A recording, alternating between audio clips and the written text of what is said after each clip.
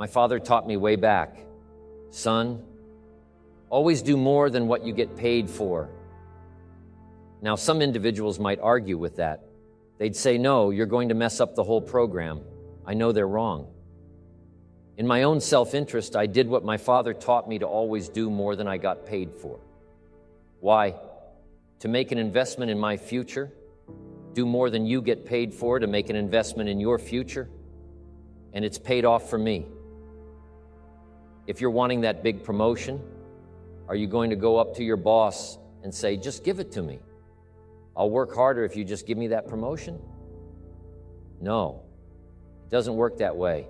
You've got to do more in your current position so that you get noticed, so you stand out from everybody else. So the boss says, hey, we've got this position opening up and I think we should give it to Nancy. She does so much more than we expect. Just imagine what she'll do if we give her this promotion. You've got to do more than you're paid for. You've got to. It's an investment in your future. It's one thing to make a sale. I'm telling you, if you make a sale, you'll make a living. If you go beyond making the sale and serve people by keeping in touch, calling them before they call you, writing a thank you note, sales will lead to multiple sales. You can make a fortune if the customer is well taken care of. People who are well taken care of will open doors you can't get through by yourself. All of us have found ways to make a living. What got interesting for me early on was to figure out ways to make a fortune. You'd say, well, Mr. Rohn, how would I deserve to make a fortune? It's easy. Render fortunes of service. People will do things you cannot believe.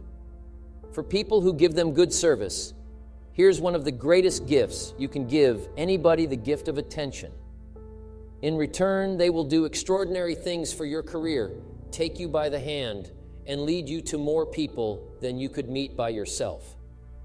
Always do more than you get paid for. Now, we're not talking about selfish, we're talking about self-interest. Self-interest needs to be educated, enlightened. Self-interest is willing to be benefited by service to others, not at the expense of others. Self-interest at the expense of others starts to be greed, evil, hoping you go up as someone goes down, hoping to attain while someone else loses. I win, you lose. We call that the beginnings of evil, the dark side of our nature, wishing to benefit at the expense of others. Enlightened self-interest wishes to benefit at the service of others. A friend of mine tells this little story about a person she hears from. About every 3 months or so, this guy calls to solicit money for food baskets for homeless families. She's happy to give her money to them. She was unfortunately homeless for a short period of time, and she knows the position these people are in. This group is legit. She checked them out, but after the second or third time, this guy called, same guy. After the second or third time he called, she started talking to him about other stuff. Turns out this guy is broke, living in a hotel looking for any construction job he can find, any job at all.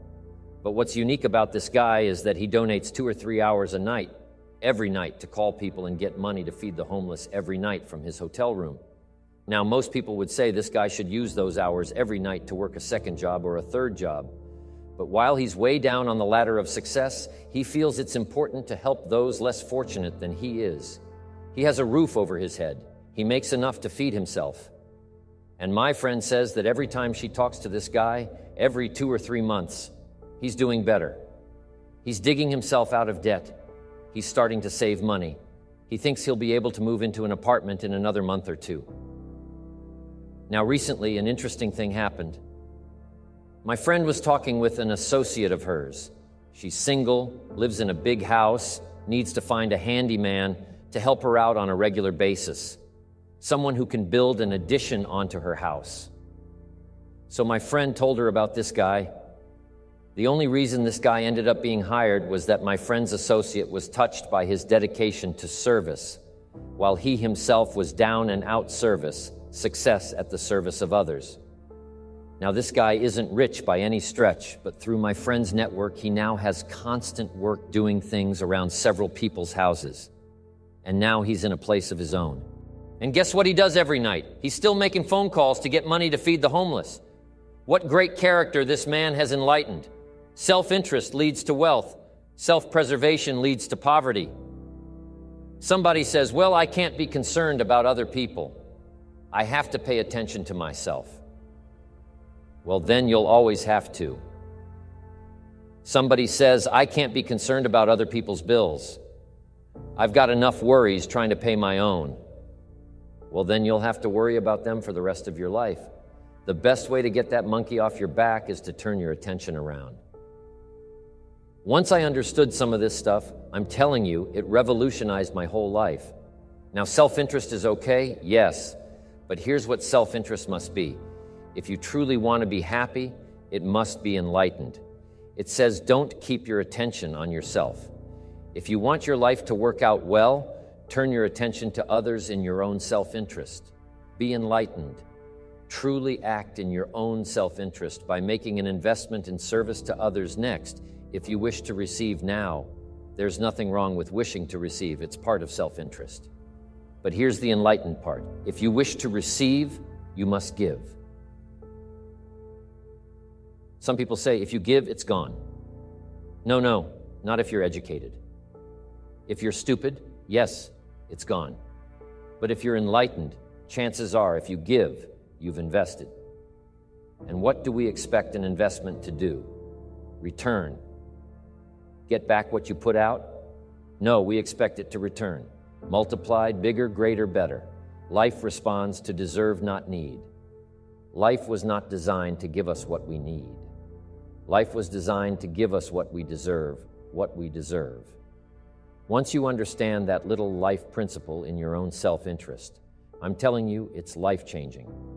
The ancient law does not go like this. If you need, you will reap. No, it doesn't work that way.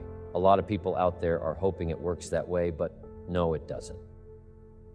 The ancient law goes like this. Searching so that you will find, making sure that everybody wins all the way around. Enlightened self-interest needs to be educated. Enlightened self-interest says, I will learn that life is not just the passing of time. I will learn that life is the collection of experiences, ups and downs, highs and lows, laughter and tears. You must decide to act. You must have the discipline to act. Now, here's what's important about discipline one. Discipline affects another discipline. All disciplines affect each other.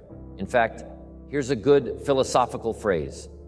Everything affects everything else. Nothing stands alone. Don't be naive and say, this doesn't matter.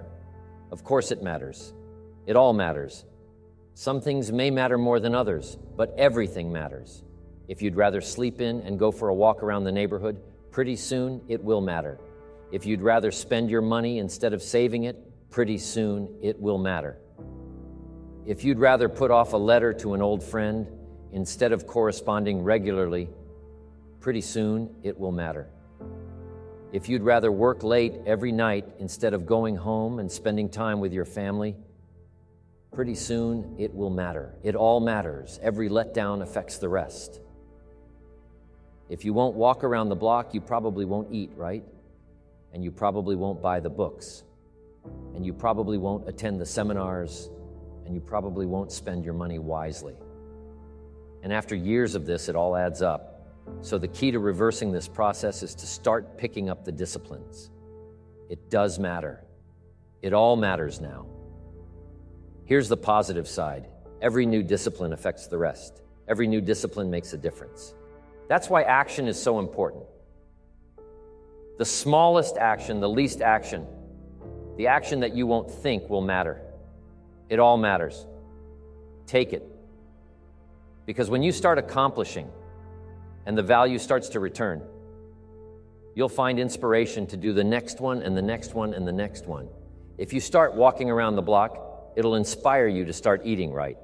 You start eating right. It'll inspire you to get a book. You get a book, and it'll inspire you to get a journal. You get a journal, and it'll inspire you to develop some skills. Disciplines affect each other. Lack affects the rest of your life. The key is to diminish the lack. One of our greatest temptations is to just ease up a bit, to do just a little bit less than you're capable of, to take a little break. Somebody says it'll just affect my sales. No, it'll affect your consciousness. It'll affect your philosophies. It'll affect your home life. It'll affect everything. No, you can't ease up a bit. That's what vacations are for. When you're at work, work. When you're on vacation, rest wherever you are. Be there. If you think about vacation when you're at work, you'll surely think about work. When you're on vacation, you'll just mess it all up, so be disciplined. Get involved. Do all that it takes to get the job done. Get your health back. Get your bank account where it's supposed to be. Get your family in order. Get disciplined. Be disciplined. Every day, when you set up the disciplines that give your life structure, miracles can happen, multiplied. And I'm telling you, anybody who wants to make a drastic change in their income can do it. I was broke at age 25 and a millionaire at age 31. Everything around me was the same. I changed. I refined my philosophy. I read the books. I took the classes, started looking at life a little differently. I'm telling you, it works. Now, there are 6 principles of building ambition that we will discuss as we go through this program. These principles work together, creating and directing energy. Directing your energy toward achievement, directing your energy towards self-expression. Right now, we'll touch on the 6 principles in definition only, and later in the program, we'll get into each one separately. Here they are, the 6 principles of building ambition. 1, positive self-direction. Knowing who you are and where you want to go, accumulating the knowledge and being prepared for opportunities that come your way. 2, self-reliance. Taking responsibility for your own life, taking responsibility for whatever happens to you. Knowing that you have made the conscious decisions that are now affecting your life, that what's happening in your life is the direct result of your activity. Counting on you 3, self-discipline, ambition at the daily level. Knowing that you can reach your goals 1 step at a time, 1 day at a time, 1 activity at a time, and doing everything it takes to get there every day. 4, self-enterprise. Consistently being able to create opportunity and consistently being able to take advantage of it. Being aware enough to see it, skilled enough to make it work for you. 5, working with others. We must make ourselves stronger to benefit us all.